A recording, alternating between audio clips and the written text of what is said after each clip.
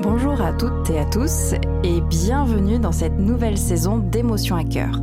Je suis très heureuse de vous retrouver et tout aussi heureuse de retrouver mon acolyte et consoeur psychologue Sophie. Bonjour Claire, quel plaisir de reprendre le micro à tes côtés. J'avais tellement hâte de plonger dans cette nouvelle saison et d'entrer dans le vif du sujet. Et cette saison arrive avec des nouveautés, Sophie. Il me semble même que tu as fait évoluer le format de tes histoires. Dis-nous tout. Oui, exactement. Cette année, on a eu envie d'aller encore plus loin. Les récits seront plus incarnés. À chaque épisode, nous accueillerons un invité qui viendra nous partager son vécu, ses défis, les épreuves traversées et surtout les leçons qu'il ou elle en a tirées. Alors, celles et ceux qui nous écoutent depuis la saison 1 le savent. J'aime ouvrir chacun de nos épisodes en disant « Laissez-vous porter par la voix de Sophie ». Alors aujourd'hui, Sophie, quelle voix nous proposes-tu d'écouter ? Alors aujourd'hui, Claire, nous avons le grand plaisir d'accueillir Laetitia Martos, avec qui j'ai partagé de très beaux moments sur le plan humain. Bonjour Laetitia et merci d'être avec nous. Merci, je suis ravie d'être là dans Émotions à cœur et de faire partie de cette nouvelle saison. Eh bien, bienvenue Laetitia, tu es ici pour nous parler de ton expérience, de ton parcours. Et pour commencer, j'aimerais te proposer un petit jeu. Je vais simplement te dire « Il était une fois » et je te laisse nous raconter ton histoire. Alors, installez-vous confortablement et laissez-vous porter par la voix de Laetitia. Alors, il était une fois une petite fille qui était un peu trop vivante surtout, trop parlante, trop expressive, un peu trop intense. Et cette petite Laetitia, elle a grandi avec ce même niveau d'intensité et elle a fait un choix radical, c'est celui de ne jamais se compromettre.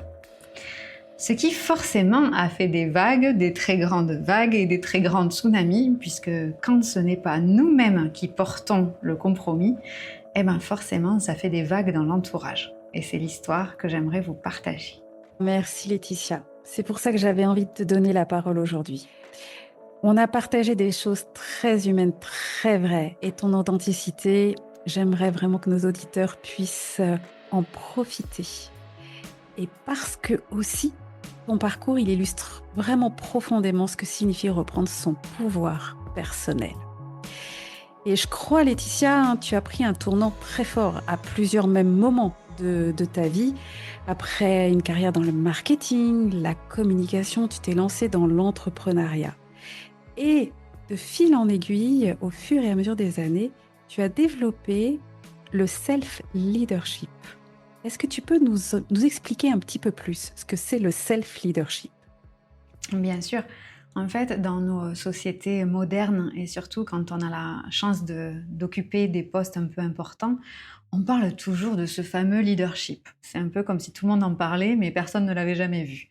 Et ce leadership, il y a comme un inconscient collectif derrière ça qui serait lié à mener des équipes. Donc, être un peu la locomotive, celui qui passe devant, celui qui a la force en fait de passer devant et qui va derrière lui ou derrière elle amener d'autres personnes. Alors ça peut être vu dans une entreprise avec une équipe, ça peut être vu dans un domaine familial avec une grande famille, ça peut être vu dans l'entrepreneuriat avec des clients. En fait, ça s'applique à tous les domaines. Ce leadership, pour moi, il a une teinte alpha. Vous voyez ces personnalités alpha, je vais devant, je suis le plus fort du monde, je viens pour nourrir la troupe, je lead ma meute de loups affamés, voilà. Et alors moi, ça m'a jamais parlé. Et on me disait, oh là là Laetitia, mais rien que quand on te voit, t'es quelqu'un qui lead. Et alors moi, je me disais, mais qu'est-ce que les gens voient de moi que je ne vois pas ? Parce que je suis entourée de gens intelligents, donc ils devaient certainement avoir raison, mais moi, je ne le voyais pas du tout. Et en fait, à force avec les années, parce que je n'ai plus 20 ans, donc ça c'est le bon côté de l'âge, j'ai compris qu'en fait, c'est pas que j'étais leader au sens que je lead d'autres personnes, c'est que j'ai cette capacité qui m'a été donnée, hein, c'est pas grâce à moi, je suis née avec ça, cette capacité de me leader moi-même dans ma propre vie. Et c'est déjà énorme. Parce qu'avant de leader d'autres personnes, quoique on puisse leader d'autres personnes sans se leader nous-mêmes, hein, mais il me semble important déjà de savoir se leader nous-mêmes. Et se leader nous-mêmes, c'est très lié avec la prise ou les prises de décision dans notre quotidien qui vont faire qu'on va dans la direction qui nous semble juste, même si cette direction, elle change, parce qu'on change. Hmm. Et du coup, Laetitia, il y a eu un moment, il y a eu un déclic où tu as compris ça. Enfin, il y a eu une bascule chez toi dans ta vie parce que tu nous dis, voilà, j'ai ça depuis toujours, mais tu l'as remarqué à un moment donné. Alors, je l'ai toujours eu, tu vois, quand j'étais toute jeune, je me souviens, je suis d'origine toulousaine, d'où l'accent, je suis d'origine espagnole, d'où l'accent, et en fait, je me souviens, toute jeune, j'ai pour projet de faire les cours Florent, sauf qu'on habite à Toulouse, toute la vie familiale, elle est à Toulouse, et les cours Florent sont à Paris, et je me souviens, mes parents me disent sous un temps un peu de défiance, écoute, t'as qu'à tout organiser, nous on te suit. Et j'avais 13-14 ans, j'ai organisé tout ça, donc les cours Florent, le paiement, les hôtels, les machins, pour pouvoir aller faire un mois intensif qui permettait de rentrer en deuxième année directement au cours Florent. Et du coup, avec tout ça, mes parents ont dit, du coup, on est obligé de, on est obligé de suivre, puisque en fait, tout était prêt comme c'était demandé. Donc, quand je dis que je l'ai depuis longtemps, c'est vraiment depuis longtemps. Sauf que après, il y a la vie qui rentre en compte. Et la vie, elle vient, moi j'aime bien dire ça, c'est comme si on avait un joyau, un diamant avec lequel on arrive, qui est totalement pur. Et puis la vie, elle va mettre un petit peu des coups sur ce petit diamant qui, de plus en plus, va avoir des écorchures. Voilà. Alors, selon la vie, ça peut être des énormes écorchures, avec vraiment des gros impacts sur le diamant. Et puis, parfois, selon la vie de chacun, ça va être une éraflure, une égratignure. Ça va dépendre de tout un tas de paramètres. Et donc, moi, je ne fais pas exception. C'est-à-dire que mon trésor qui était là, mon joyau, il a été égratigné, non pas uniquement par les autres, mais parce que moi aussi, j'ai laissé les autres égratigner le trésor. Hein. Il y a une forme de responsabilité là-dedans. Et en fait, là où j'ai fait la bascule, j'ai travaillé pour Apple, avec tout ce que ça veut dire de travailler pour Apple. J'étais jeune, j'avais un excellent salaire, j'étais expatriée, puisque le siège social européen d'Apple se trouve en Irlande. Et donc, j'avais toute l'aura de la fille qui a fait... j'ai un double master 2, je parle 3 langues, je travaillais chez Apple, j'étais expat. Non, mais là, c'est la consécration, quoi. Et j'avais 25 ans, je gagnais le salaire de mes 2 parents réunis en foutant pas grand-chose. Et c'est se dire, waouh, en fait,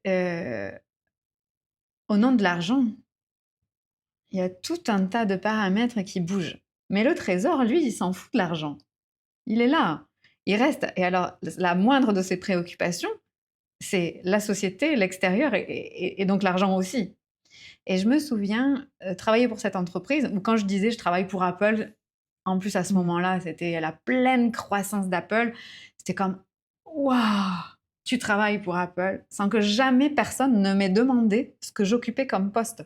Et donc l'aura d'Apple se suffisait. Et dis-moi, Laetitia, justement, toi qui es tellement authentique, est-ce que tu avais l'impression de faire semblant à ce moment-là? Pas du tout. Pas du tout. Parce que moi, je suis très technique. J'adore ce qui est technique, les ordinateurs, les machins. Donc, j'étais comme un poisson dans l'eau. Et en fait, c'est le corps qui a parlé. Parce que le corps, il n'oublie pas. Et alors, si on a un allié, c'est bien le corps. Et donc, le corps, c'est comme éteint. Le symbole que moi, j'ai vu, c'est comme si j'avais une petite flamme à l'intérieur de moi. Et je sais que je renvoie l'image de quelqu'un qui est très lumineux. On me dit très souvent que je suis solaire. Alors évidemment, je vous en parlerai, mais jusqu'à pas longtemps, je ne le voyais pas. Et j'avais l'impression que cette petite flamme, elle s'éteignait, elle s'éteignait, elle s'éteignait. Sauf que la petite flamme, elle est à l'intérieur de moi. Donc, c'est moi qui dois alimenter la flamme. Il n'y a personne d'autre qui voit la flamme. Il n'y a que moi qui la vois et qui la sent. Et j'ai senti cette petite flamme commencer à s'éteindre. Et je disais à mon conjoint à l'époque, écoute, là, il va falloir qu'on parte, qu'on aille voir ailleurs. Et lui, il me disait, oui, mais moi, je suis bien là, j'ai besoin de temps, j'ai besoin de temps. Et donc, je l'attendais à lui, réellement. Parce que moi, j'étais prête. Hein. Le corps, quand la petite flamme s'éteint, le corps, c'est très clair. On dit qu'on manque de clarté, on manque pas de clarté. On manque soit de courage, soit de foi, mais on manque jamais de clarté. On sait toujours ce qu'on veut. Après, c'est le fait de le réaliser. Hein.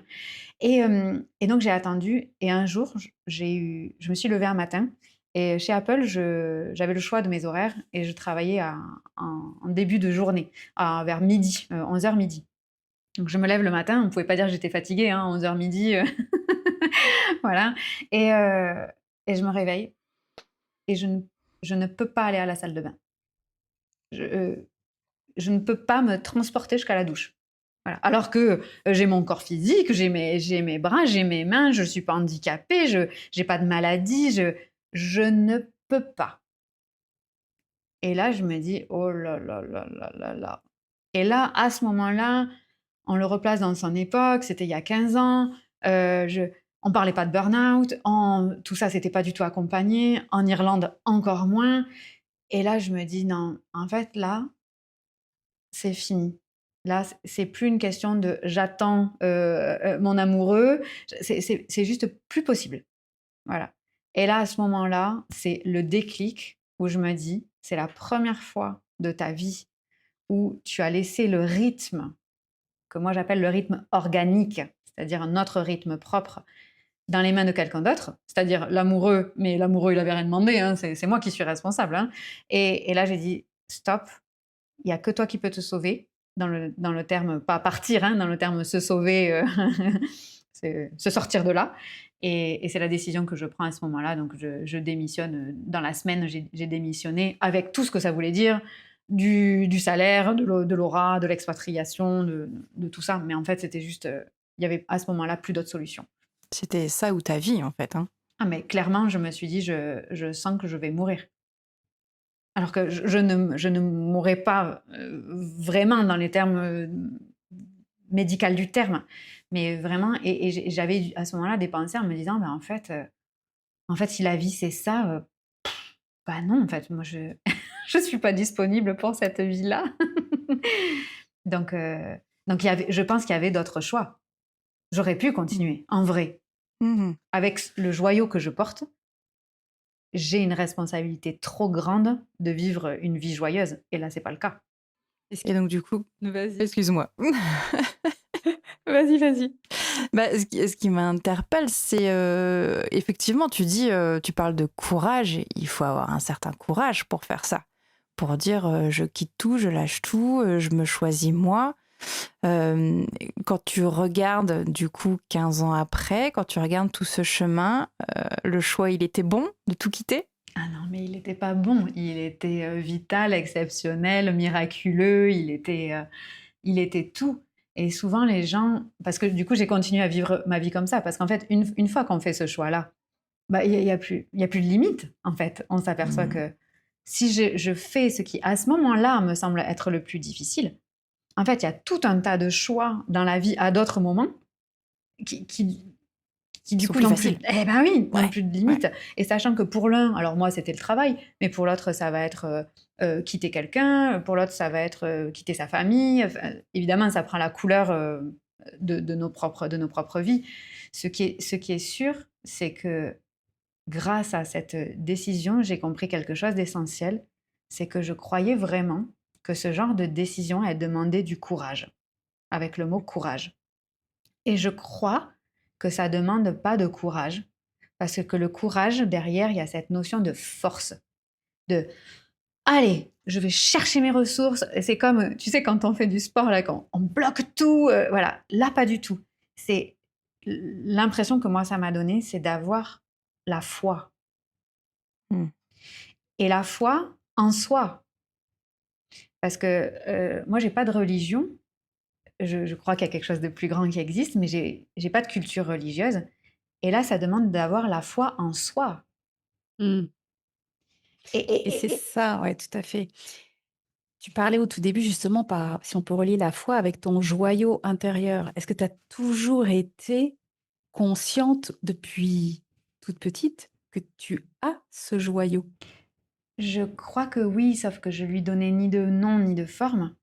Mais c'est parce que je voyais que on me disait, non mais toi, Laetitia, non mais, non mais, il y a que toi. En ce moment, par exemple, mes amis, ils me disent que je suis la collection des Martines. Vous savez, Martine à la plage, Martine. Voilà. Mais c'est ça. Et ils me disent, non, mais c'est Laetitia à la plage, Laetitia en Irlande, Laetitia en Espagne. Et voilà. Mais ça a toujours été. C'est des amis que j'ai depuis 20 ou 30 ans. Et ils me disent, mais c'est Martine. Ta vie, c'est Martine. Parce qu'il y a toujours des nouveaux épisodes, des nouvelles collections. Et, et je crois que j'ai toujours eu ça. La différence, c'est que ça a pu être souffrant, et encore aujourd'hui, d'être différente, voilà, parce que trop d'intensité, trop de volonté de s'écouter. Et quand on s'écoute soi-même, eh ben, les autres à côté, ils sont obligés de se réagencer, puisque comme on a un système, si moi je bouge, l'autre va devoir bouger forcément, et ça c'est pas forcément confortable pour l'autre.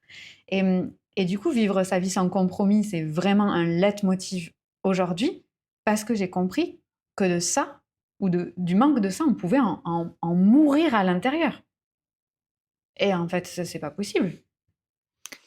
Claire, ça doit résonner fort, hein. Ça résonne bien, je pense, et pour nos auditeurs aussi. Je pense que c'est essentiel, essentiel, cette essence de vie. C'est des étapes par lesquelles on est passé aussi, je crois, Sophie, mais on n'a pas mis les mêmes mots que Laetitia. C'est pour ça qu'on se retrouve autant, en fait, finalement, dans ton histoire. Laetitia, j'imagine que du coup, tu as dû voir autour de toi qu'il y avait des gens qui devaient vivre un peu les mêmes situations, et c'est pour ça que tu t'es lancée dans ce que tu proposes aujourd'hui pour aider ces personnes. Alors, je crois que non. Ok. Je crois que ça. Je crois que j'ai cru que je pouvais aider. Ouais.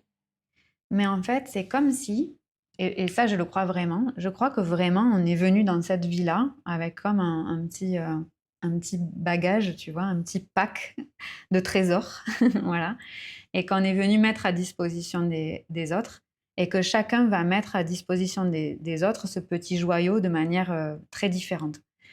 Et, et moi, vraiment, j'ai eu besoin d'expérimenter la vie. Et quand je dis expérimenter la vie, c'est vraiment tester des trucs, quoi. Tester des trucs.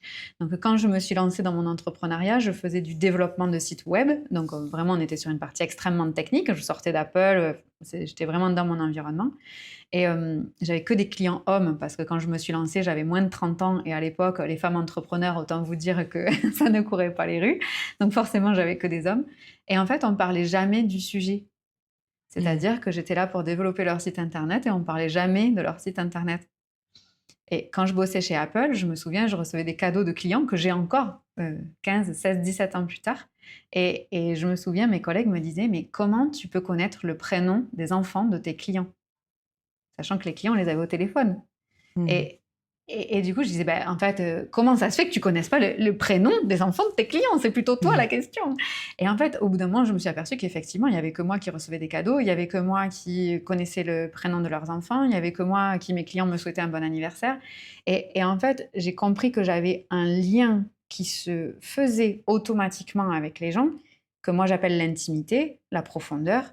Et en fait, quel que soit ce que je faisais, que je travaille chez Apple, que je travaille pour le codage d'un site internet ou autre, cette intimité était forcément là, non pas parce que je faisais quelque chose, mais parce que je suis l'intimité. Et donc ça, j'ai mis du temps jusqu'à aujourd'hui, parce que j'aimerais vous dire, ça y est, j'ai le Graal, mais je suis plus sûre de rien. Aujourd'hui, ce dont je suis sûre, c'est que je suis pas sûre. Et là, aujourd'hui, au moment où on enregistre, ce que je capte, c'est que je suis pas là pour aider, je suis pas là pour enseigner, mais parce que j'ai essayé. Je peux le dire parce que j'ai essayé. Hein. Et quand on ajuste comme ça au millimètre, je crois que je suis là pour montrer. Voilà. Et du coup, voilà, je montre. Et après, bah, les gens, ils en font ce qu'ils en ont à faire. Un petit peu plus loin, Claire, je me permets, c'est pas uniquement pour montrer, mais pour oser. Tu as une faculté, je trouve, un talent indéniable pour aller faire, je dirais, dépasser une personne sur certaines peurs, justement, de se montrer. C'est Mm. pas pour montrer, c'est pour aider les autres aussi à se montrer.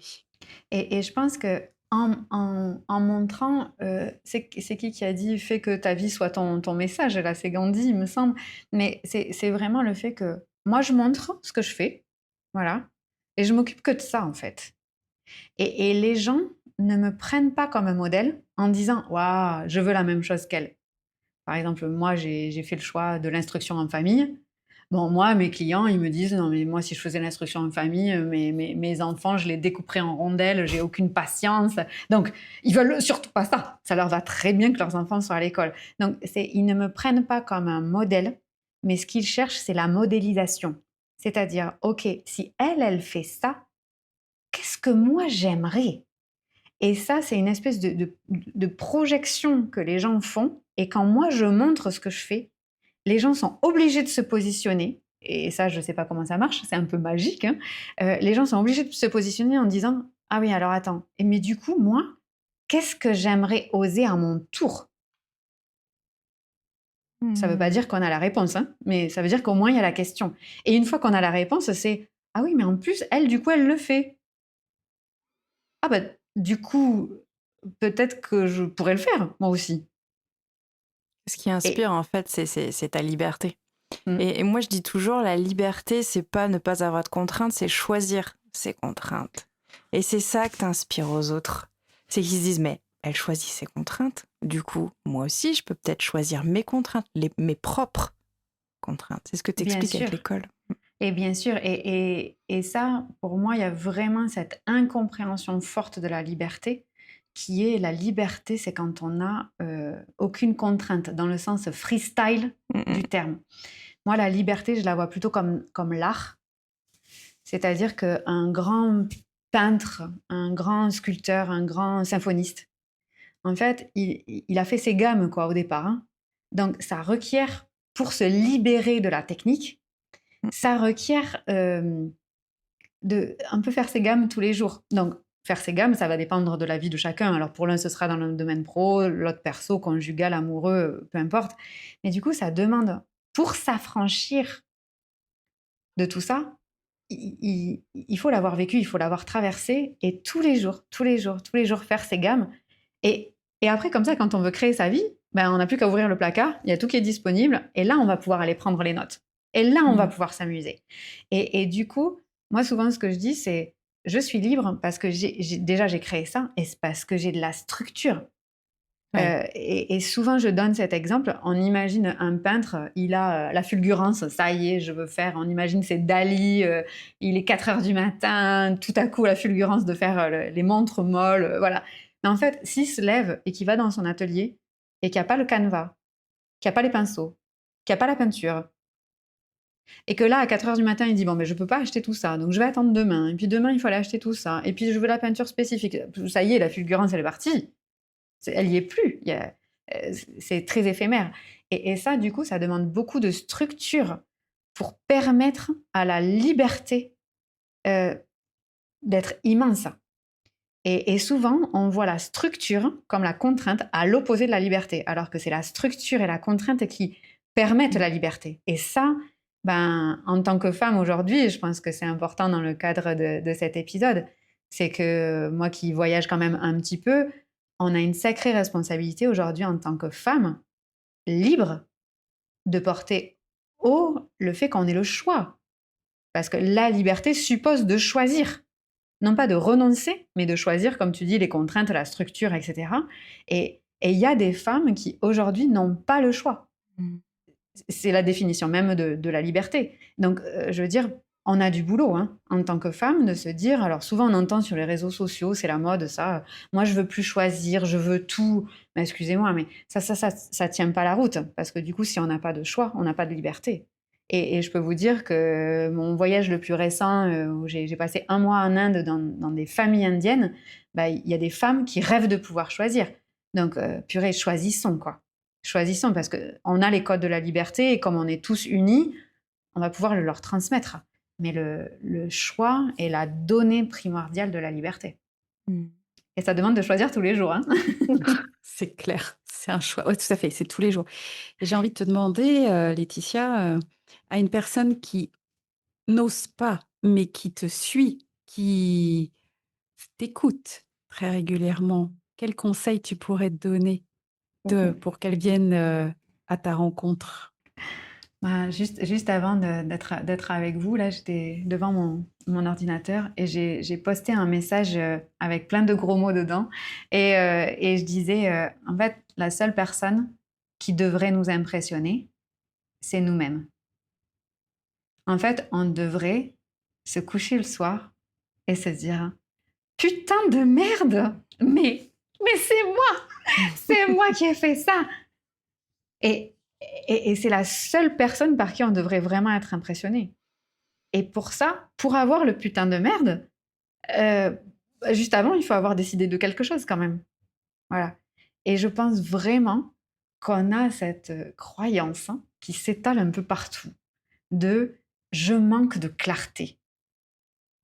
Moi, je peux vous dire, en 13 ans, à moins que j'ai rencontré que des extraterrestres, ce qui est fort possible, hein, mais je n'ai jamais vu personne, homme, femme, à n'importe quel âge, qui manquait de clarté. Mhm. Non, on manque de foi avec mes mots ou de courage avec les mots de quelqu'un d'autre, mais jamais de clarté. C'est juste, c'est très clair que je veux quitter mon mari, mais putain, non, je peux pas parce que les enfants. C'est très clair que je veux quitter mon mari, mais en fait, j'ai pas le revenu suffisant. C'est très clair que je veux partir de cette entreprise, mais du coup, je veux pas refaire le même métier. Mais c'est très clair, hein. C'est en fait la décision qui... C'est comme si on sautait d'une montagne à une autre. Voilà. C'est très clair qu'on veut sauter. Mais juste, on ne sait pas où on va atterrir. Mhm. Voilà. Et ce que moi, j'ai appris sur mon chemin, pour te répondre, Sophie, c'est que moi, je suis devenue l'experte en saut de foi. Et le saut de foi, ça correspond à sauter en sachant très clairement que le parachute va se construire pendant la chute. Mm. Écoute, ça résonne beaucoup. Ça résonne beaucoup. Moi qui ai décidé de venir vivre à Singapour, c'est tout à fait vrai ce que tu dis.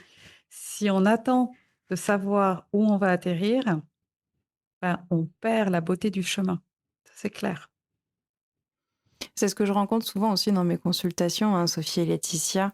Et moi, je parle pas de foi, mais je parle de faire confiance à ce qui va arriver et faire confiance en ses capacités à pouvoir rebondir, à pouvoir saisir les opportunités. Et ça demande de prendre soin de soi, de ses capacités, d'avoir en fait son plein potentiel prêt pour pouvoir rebondir. Et ça, moi, souvent, je dis, en plus, quand on est une femme, on a la possibilité de créer la vie. Mm. Et moi qui ai eu la chance d'attendre des bébés, j'ai rien fait. C'est-à-dire que dans mon ventre, ces enfants se sont constitués tout seuls. J'ai pas dit, bon alors le 12 mars, je m'occupe des pieds, le 17 avril, je vais faire les mains. Et l'enfant sort et il est parfait, quoi. Et je pense que c'est quand même quelque chose où on peut se dire, on est capable de créer la vie en faisant rien. Donc, on peut quitter notre emploi, on est large, hein. On peut quitter l'emploi, on peut quitter le mari, on peut créer la vie. Et à partir de là, c'est se dire, on est constitué, je crois vraiment par rapport à ce que tu dis, Claire, on est fabriqué, non pas pour faire face, mais pour faire la vie. Mhm. On est fondamentalement fabriqué comme ça. Et on le voit dans tellement d'expériences où il y a des enfants abandonnés en pleine jungle et ils survivent pendant 3 semaines. On se dit, et toi, tu as des gamins et tu te dis, mais si tu leur tiens pas la main pour traverser la route, ils vont mourir. Mais non, mais en fait, on est fondamentalement fabriqué, humainement, pas que les adultes, hein, pour vivre cette vie-là. Et je pense que les contraintes qu'on s'impose quand on n'ose pas, quand on ne prend pas la décision, en fait, c'est ce que moi j'appelle la petite mort. C'est-à-dire aller dans le sens inverse, dans le courant contraire de la vie. Parce que la vie, de toute façon, elle nous porte. Et dans ce que tu dis, Claire, moi, ce que j'ai ressenti, c'est que déjà, je peux avoir foi en moi, mais quand j'ai foi en moi, il se passe des choses très Mhm. étonnantes. Il y a des gens qui sont mis sur le chemin, il y a des ressources qui sont posées, il y a des mots qui sont donnés, il y a des rencontres. C'est vraiment assez magique. Et c'est comme si, en fait, ben, la vie elle-même, alors on peut l'appeler Dieu, on peut l'appeler les guides, on peut l'appeler l'univers, on peut l'appeler la vie, chacun pose son nom, mais en fait, qui est là pour soutenir la décision. Et ça, c'est très apaisant parce qu'on se dit, en fait, la vie me pousse dans cette direction.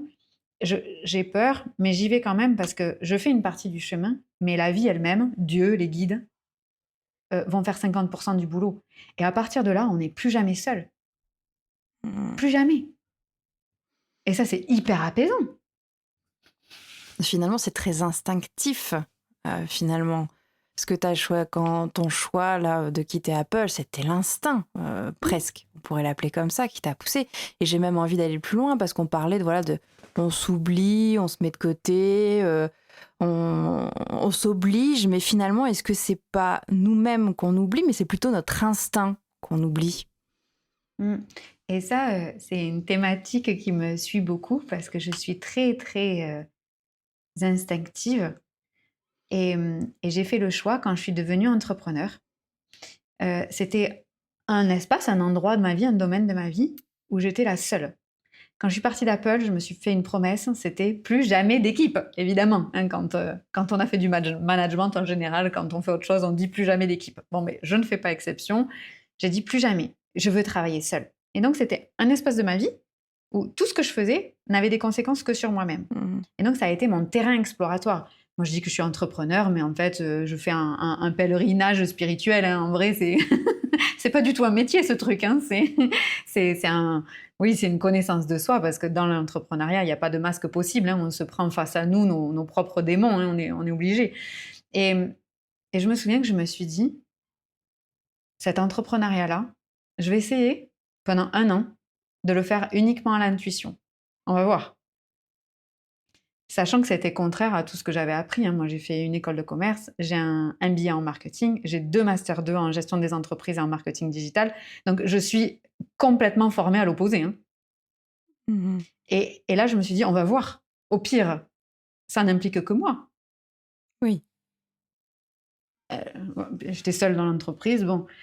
Et en fait, mais les résultats, pas que financiers, mais les résultats financiers aussi, mais de joie, d'abondance, de connexion avec les gens, mais très souvent, je dis cette phrase, je suis bénie. Alors Mhm. que je viens de dire que j'ai aucune culture religieuse. Et c'est vraiment ce truc-là de se dire, c'est sûr que je suis pas seule. C'est sûr. Je sais pas ce qu'il y a, mais je sais que je suis pas seule parce que euh, je suis soutenue, parce que je me respecte. Mhm. Parce que tu es aligné. Mhm. Absolument. Et j'ai envie de te demander, du coup, c'est quoi tes non négociables pour t'occuper de toi? Est-ce que tu as des routines, des rituels? Alors, je rigole beaucoup parce que j'ai pas une hygiène de vie qui correspond à Instagram et à tout ça. Je dors très peu. Je dors très peu. Je mange un peu mieux, mais jusqu'à il y a pas longtemps, j'avais le régime d'un enfant de 5 ans sans surveillance. Euh, pour moi, ce qui est très important, c'est la solitude. Parce que dans la solitude, il y a le silence. Et dans le silence, il y a l'écoute profonde de soi. C'est le seul endroit, en fait. Hein. Et moi, je fais des cures de solitude tous les jours, sachant que je viens de dire qu'on a fait 8 ans d'instruction en famille. Mhm. Donc, autant vous dire que la solitude, encore une fois, c'est un vrai choix. Que je suis entrepreneur avec un business qui tourne quand même très bien. Donc, ça veut dire qu'il y a des clients, voilà, il y a quand même des choses à faire, que j'ai une vie de famille. Mais en fait, la solitude est cruciale. Et moi, je mène ma vie comme une œuvre d'art. Et donc, ça demande, ça requiert cette solitude. Donc, j'ai pas de routine où on va dire je vais me lever tous les jours à la même heure, pas du tout. Mais par contre, c'est cette connexion profonde à moi et qui ne peut être faite que quand tout l'extérieur s'arrête. Donc l'extérieur, ça va être les réseaux sociaux, ça va être le silence extérieur. Voilà, et ça, bah, c'est extrêmement précieux parce que c'est que comme ça qu'on peut écouter ce qui se passe dedans, parce qu'il n'y a plus de bruit dehors. Donc la solitude, pour moi, est capitale. Et ça, je l'ai essayé. Moi, je me souviens, j'avais des gens qui m'inspiraient. Par exemple, des femmes avec des enfants qui partaient 3 jours par mois. Oh, je me disais, waouh, ça doit être fou d'arriver à faire ça. En fait, moi, ça me parle pas. Parce que j'adore vivre avec l'enfant que j'ai la chance d'élever. Je me verrais pas du tout me priver de sa présence dans mon quotidien, mais même pour 2 nuits, ça me rendrait malade. Ce n'est plus un bébé. Je tiens à dire que ce n'est plus du tout un bébé. Et elle aurait largement l'âge d'être sans sa maman pendant très longtemps. Et, et en fait, c'est parce que moi, ça me nourrit. Et j'ai fait le choix d'avoir de la solitude absolument tous les jours. Parce que dans mon rythme organique, dans le respect de moi, ça peut pas être 3 jours par mois. Et donc ça, ben, avec l'instruction en famille, plus le business, etc., ben, je rogne clairement sur mon sommeil. Et ben, je ne suis pas fatiguée. Là, aujourd'hui, j'ai dû dormir, vous me voyez, j'ai dû dormir 5 heures peut-être. Parce que la solitude me nourrit à un tel niveau que ça permet d'écouter finement le reste. Ouais, j'adore, Laetitia. Je trouve ça hyper déculpabilisant. Tu trouves pas, Sophie? Allons manger des frites tout seul dans notre lit. Mais carrément. Et souvent, tu sais, quand mon conjoint avec qui on partage notre vie, il me dit, mais c'est pas possible. C'est-à-dire que tout le monde est malade. On a un rhume carabiné, tout le monde tousse. Mais comment tu fais pour pas tomber malade? Parce que je ne tombe pas malade. Ouais, tu t'écoutes. Et souvent, je dis, non, mais tu sais, c'est mon régime alimentaire ou c'est mon nombre d'heures de sommeil. Parce que là, par exemple, en janvier, j'en parlais avec une cliente qui a besoin de beaucoup dormir. Je lui dis, je crois que j'ai dormi ton nombre d'heures de nuit dans la semaine. Et alors, elle me disait, mais je sais pas comment tu fais. Et ça, moi non plus, je sais pas comment je fais. Mais tu sais, je te coupe, mais quand on se force à faire des choses, on utilise énormément d'énergie. Enfin, on se grille. Tandis que quand c'est facile, on utilise moins d'énergie. Moins d'énergie. Et c'est ce truc que souvent, je sais que je représente pour les gens, je donne cette image du flow. C'est très fluide, c'est très comme de l'eau. Et je sais que je donne cette image, mais je crois que c'est parce que c'est vrai. Par exemple, en ce moment, j'ai pas faim. Et c'est simple, je mange pas. Enfin, et c'est des trucs un peu de la vie de tous les jours et que je fais parce que j'ai fait un choix très fort de liberté et du coup, il n'y a pas d'empreinte sociale ou sociétale. Donc ça veut dire, je vous donne un exemple très concret, j'ai une belle-mère adorable et en fait, moi, je ne peux pas manger avec une lumière au plafond. Je peux pas faire ça. Je peux pas faire ça. Et du coup, quand j'arrive chez elle, je lui dis, ça t'embête pas si je mets d'autres lumières? Alors, je sais pas si elle le fait parce qu'elle ose pas me dire que non ou machin. Bon, en fait, je m'en fous. Si les gens, eux, respectent leurs normes sociales et sociétales, c'est leur problème. Et moi, j'allume d'autres petites lumières. Il y en a 150 000, donc il n'y a pas de problème. Et j'allume ces lumières et au moins, moi, je me sens pas bien. Si elle me disait, écoute, non, Laetitia, et moi, j'ai 70 ans, j'y vois rien, je vois même pas ce que je mange, je sais pas comment on ferait. Mais en fait, quand on vit sans la contrainte de l'extérieur, ça facilite beaucoup. Mais ça, c'est tout un chemin parce que j'en parlais récemment. Dans le domaine professionnel, par exemple, je faisais des lives. J'adore faire des lives pour partager, pour montrer, etc. Et je me forçais à ce que ça dure pas longtemps. Ça, c'est une norme appliquée, par exemple, à la communication. Et je me disais, non, mais quand même, les gens, ils vont pas rester sur leur écran pendant 30 minutes à t'écouter, ils ont d'autres choses à faire. Et puis un jour, j'ai entendu la voix à recycler, à mettre dans la poubelle jaune, là. Et là, j'ai dit, non, mais en fait, moi, les gens avec qui je suis en connexion, 20 minutes pour aborder un sujet, c'est rien du tout. Moi, les gens avec qui je suis en connexion, ils vont trouver qu'en 1 heure, le sujet est à peine abordé. Donc, je peux y aller. Et donc, je me suis mis à faire des lives sans prendre en compte le temps. Et en fait, je me suis rendu compte que mes lives, ils n'étaient pas beaucoup plus longs que ça. Mais, comme tu disais Claire, on ne va pas racler une ressource Ouais, incroyable à l'intérieur de nous parce qu'en fait, on est dans la fluidité. tu laisses Et en faire. fait, le résultat, honnêtement, au lieu de faire des lives de 20 minutes, ils font 30. Bon, en fait, réellement, ils ne durent pas non plus 4h30. Mhm. Mais ça, je crois que c'est vraiment le fait d'aller l'expérimenter. Et on n'est pas que des êtres spirituels, on est des êtres matière. Et il faut y aller pour voir. Ok, j'essaye, et puis oui ou non. Au lieu de courir après des chimères et de se dire un jour je ferai ça, oui, bon, un jour je ferai ça. Moi, je me souviens, j'ai eu ça. Un jour, moi, j'aimerais trop gagner 50 000 euros par mois. Voilà, ben, je les ai gagnés. Ben, je peux vous dire que ça n'a rien changé à ma vie et que je me suis dit, bon, ben, en fait, oui, sur le papier, c'est bien. Dans l'expérimentation, je ne vois pas l'intérêt. Mhm. Mais pour ça, il faut y aller, parce que sinon, en fait, on passe notre vie à courir après des illusions, qui sont des illusions portées par l'extérieur, et qui n'ont aucun sens pour nous dans ce chemin qu'on fait aujourd'hui. Mhm. Est-ce qu'aujourd'hui, tu as le sentiment d'exister pleinement? Oh, plus que jamais au moment où on fait cette interview. Et c'est étrange, parce que cette interview, on avait programmé de la faire il y a un mois. Et un peu plus de mois même. Mhm. Et on connaissait donc toutes les trois le sujet. Oui. Et au mois de décembre, j'ai vécu ce que j'ai appelé une fulgurance, parce que j'ai pas d'autre mot. La fulgurance, c'est comme un éclair qui vient créer un avant-après. Souvent, les gens, ils racontent ça quand ils ont vécu une expérience de mort imminente, Mm. une maladie, un deuil, vraiment un trauma énorme. Et je le sais parce que j'ai des clients qui me le racontent. Et moi, j'ai vécu ça sans avoir à passer par là. Et le plus étonnant, c'est que 2 jours avant, j'avais ouvert un espace dans mon environnement professionnel, mais qui pour moi n'est pas un travail. Pour moi, c'est ma manière de m'exprimer. Et je suis payée pour ça, donc c'est quand même formidable. Et j'avais ouvert un espace qui s'appelle Sublime.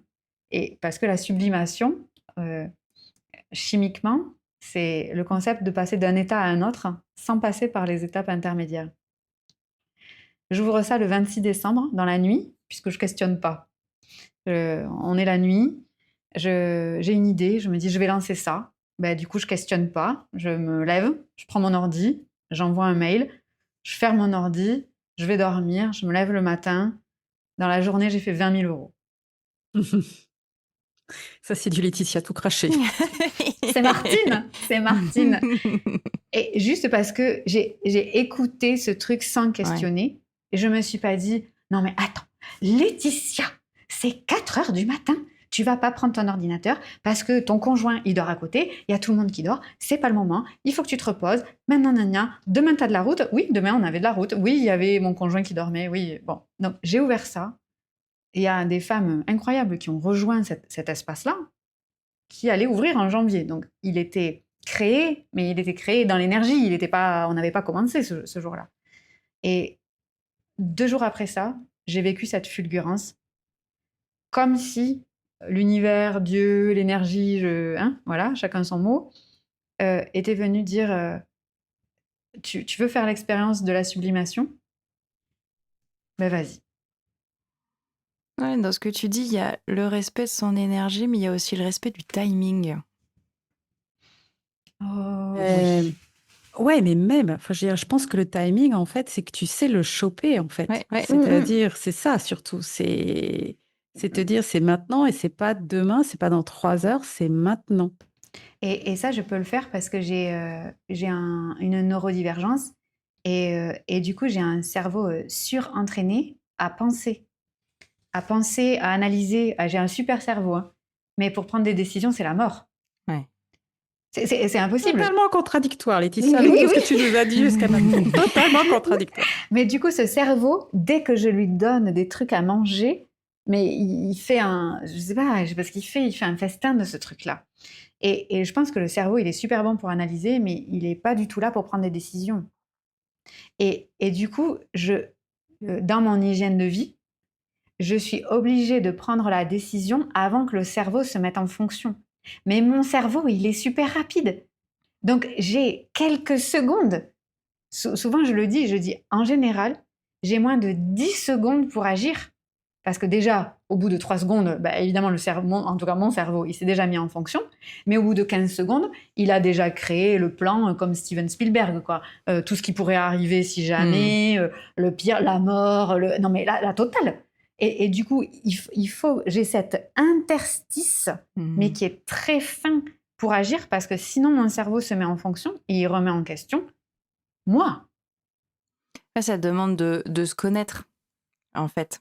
C'est comme tu connais ton cerveau, ta neurodivergence, et ben tu mets ce plan d'attaque finalement en place, c'est je réagis en 3-4 secondes.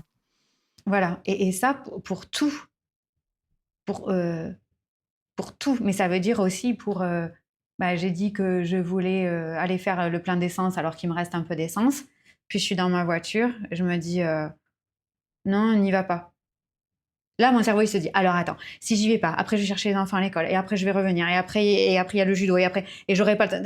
Et du coup, j'y vais. Parce qu'effectivement, sur le papier, ça semble être le bon moment pour aller faire le plein d'essence. Et du coup, là, c'est le moment où il faut accélérer. Ne t'arrête pas. Et il y a ces espèces de machins contradictoires. Je sais plus quel président américain a dit à son chauffeur de taxi, je suis pressé, alors surtout ralentissez. Et j'adore cette phrase. Et dans l'autre sens, elle est vraie aussi. C'est-à-dire, j'ai beaucoup de temps, donc j'accélère. Et c'est ces espèces de machins contradictoires. Et ce que moi, je crois, c'est qu'on a une espèce de machin sauvage à l'intérieur de nous. Et je crois vraiment que le sauvage ne se questionne pas et que le sauvage ne questionne pas. Et donc, quand ce rythme vient, moi j'appelle ça le clic, cet élan de vie, moi j'appelle ça le clic, c'est le nom. Alors, si les gens me voient sur les réseaux, il y a plein de gens qui me mettent clic, clic, clic dans les commentaires, c'est ça. J'appelle le clic, et c'est en fait, le clic est là, on agit tout de suite. Parce que même quand on n'est pas neurodivergent, on est tous très intelligents. Et notre cerveau, il est là pour nous tenir en sécurité. Donc lui, il veut le statu quo, il veut surtout pas qu'on change. Ouais, c'est l'inspiration. Quand on est inspiré, on y va. C'est ça.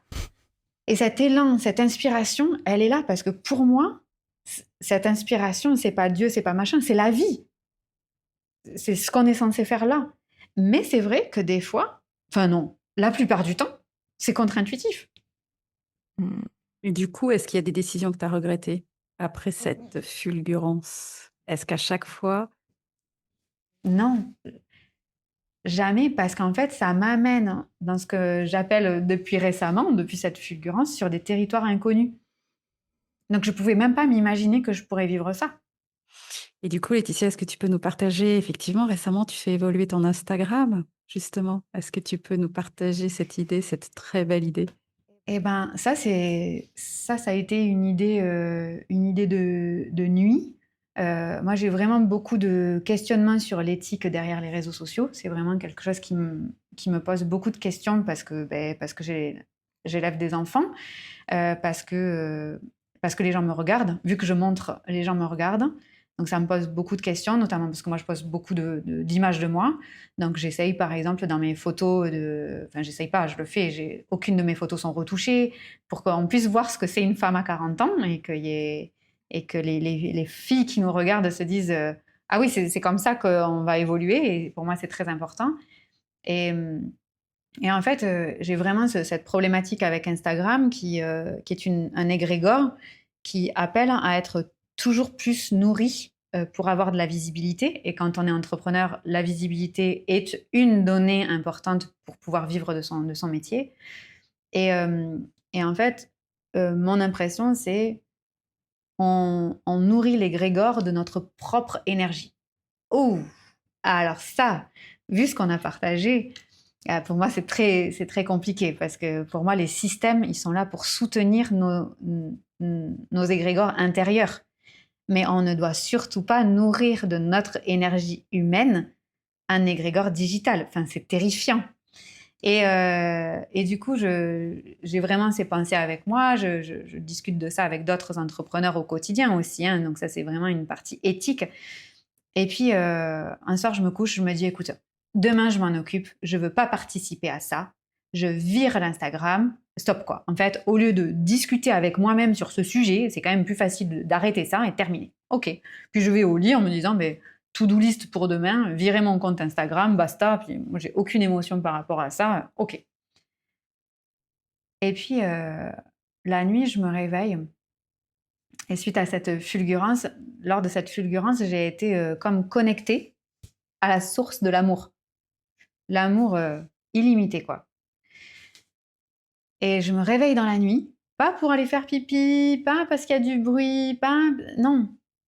Parce que plus on écoute les messages, plus les messages viennent. Et moi, j'ai toujours dit que j'étais très cartésienne, très les pieds sur terre, et je crois que je suis quand même une nana très les pieds sur terre. Et là, j'entends, sauf si tu parles d'amour. Et là, je me dis, comment ça, sauf si je parle d'amour, de qui, de quoi, de comment, il est 4h du matin, tu regardes la vie avec un seul œil, et oh là là.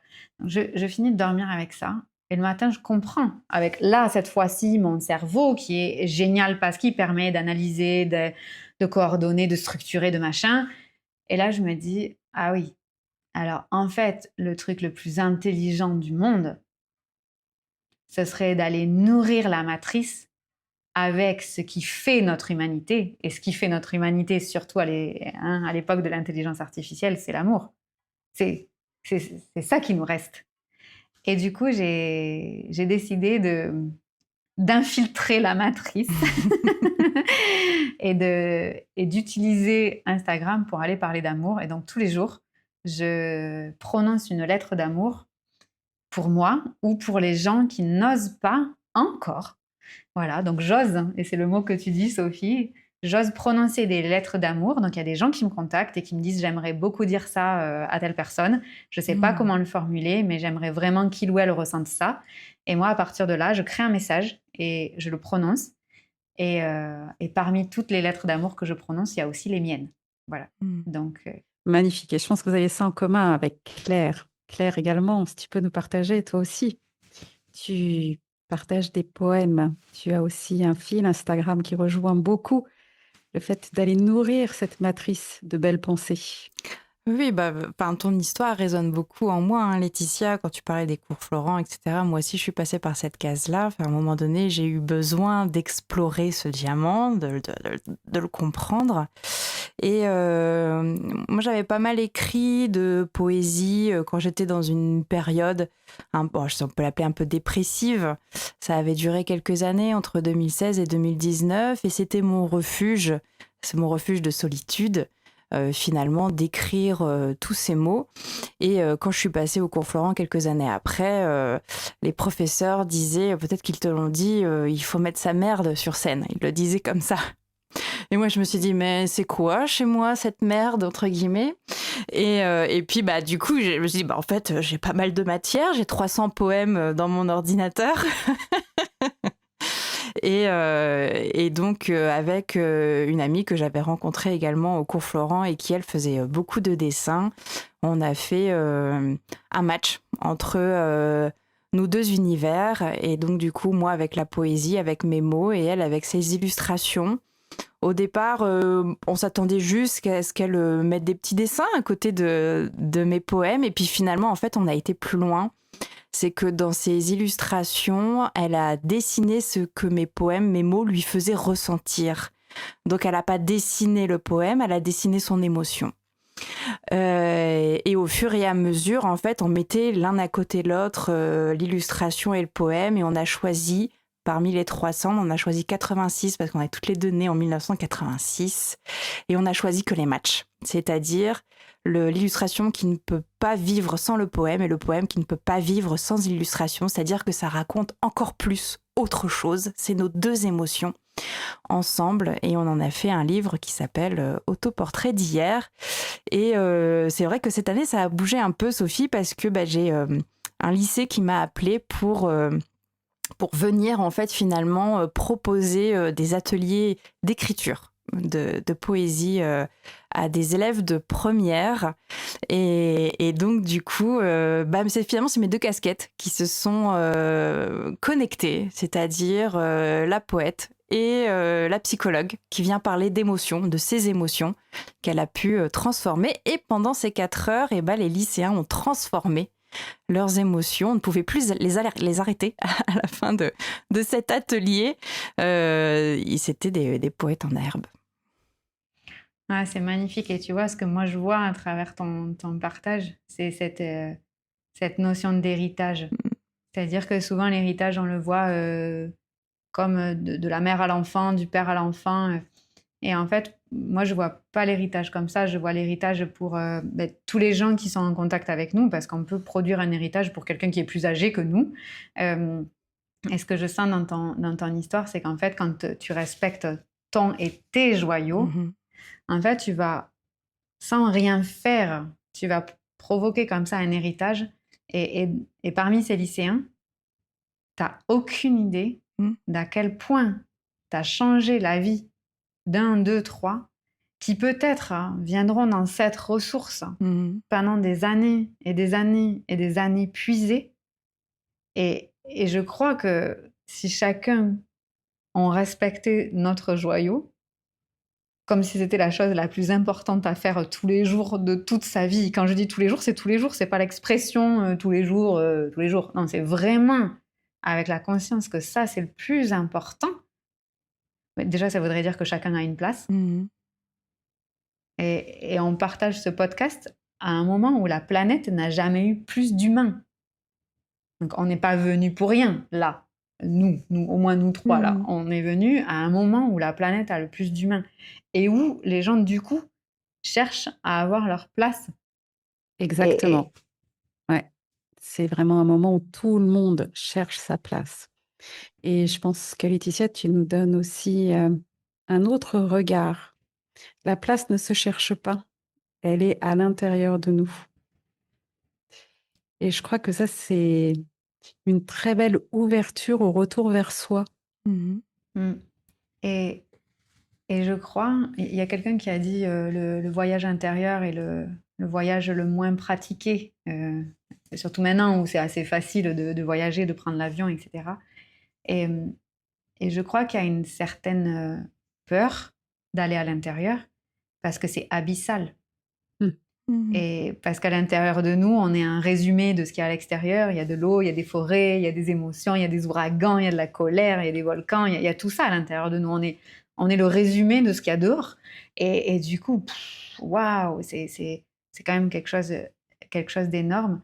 Et souvent, ce que j'aime dire, c'est que moi, je vis dans la fréquence des miracles. J'ai l'impression que Dû le dire plusieurs fois, ouais, tout à fait. Et j'ai l'impression c'est comme une radio. Et puis on peut décider, tiens, aujourd'hui je suis dans la fréquence de la vie pourrie, aujourd'hui je suis dans la fréquence de il y a toutes les merdes du monde qui m'arrivent. Et d'ailleurs, on le voit, hein, on a une merde, puis une autre, ça c'est la fréquence. Voilà. Et moi, à un moment donné, j'ai fait un choix conscient de me dire, en fait, ce que je veux vivre, c'est une vie qui est faite de miracles. Et les miracles, par définition, c'est quelque chose qui n'est pas censé exister.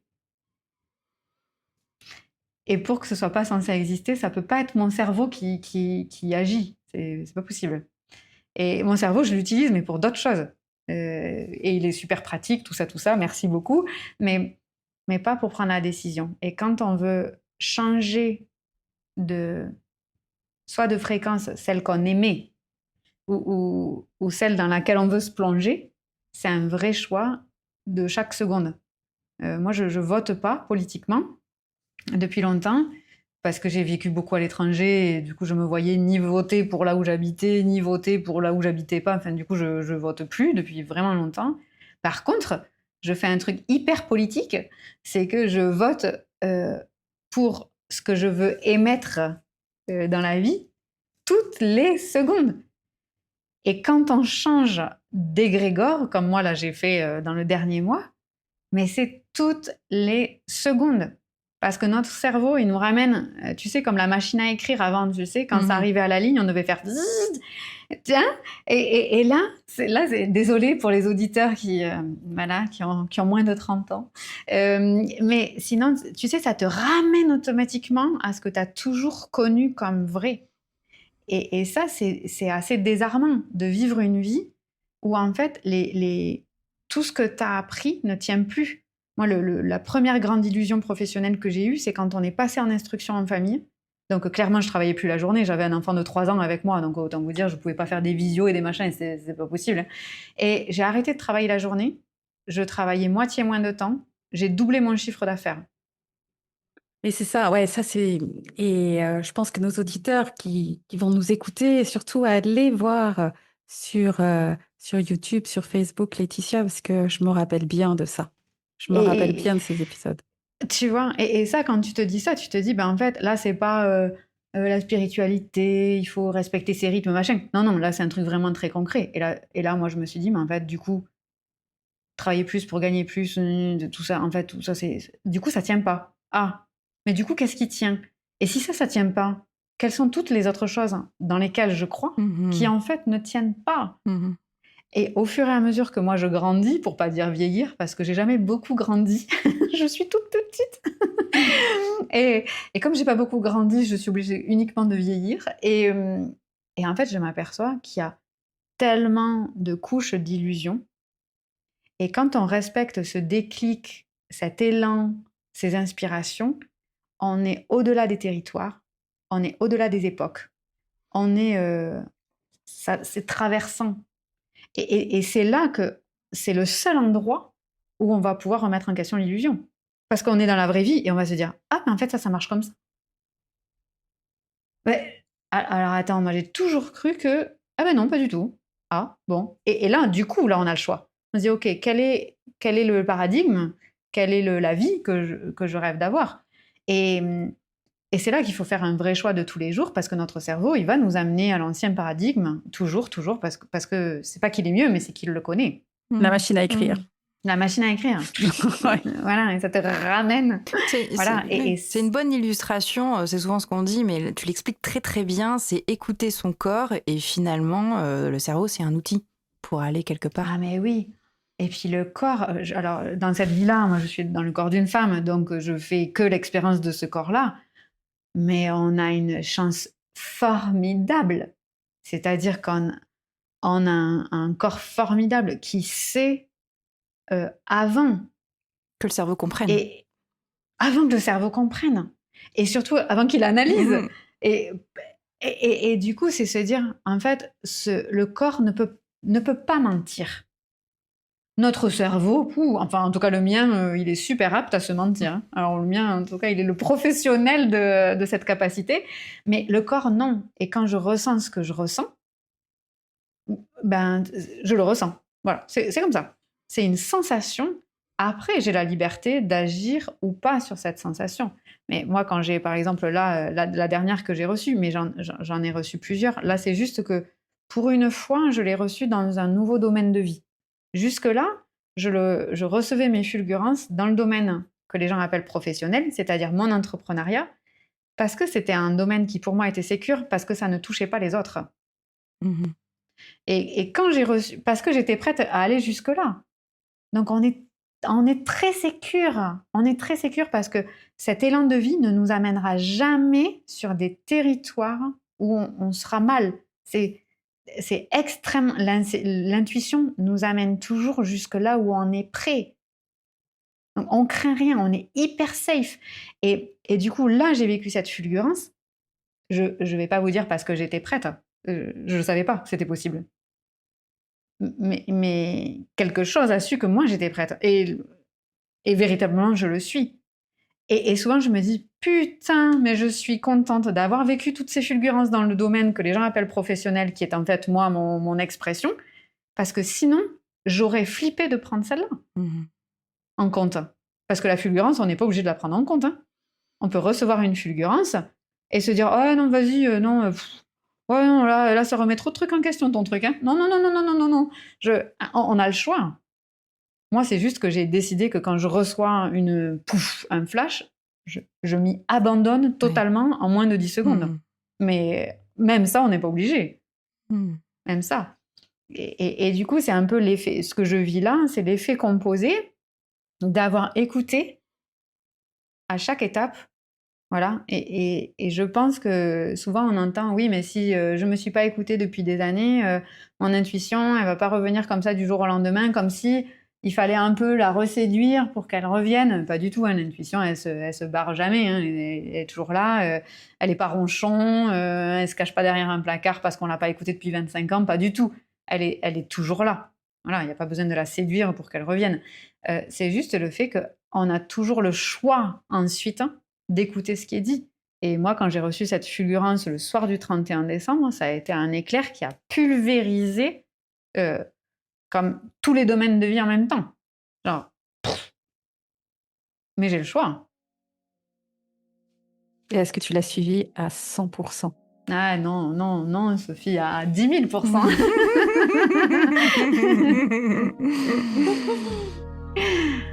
Bien sûr. Claire, je pense que nous allons arriver à la fin de notre émission. Merci beaucoup Laetitia pour tout cet apport, ces échanges. Je pense que ça va inspirer nombreux de nos auditeurs et auditrices.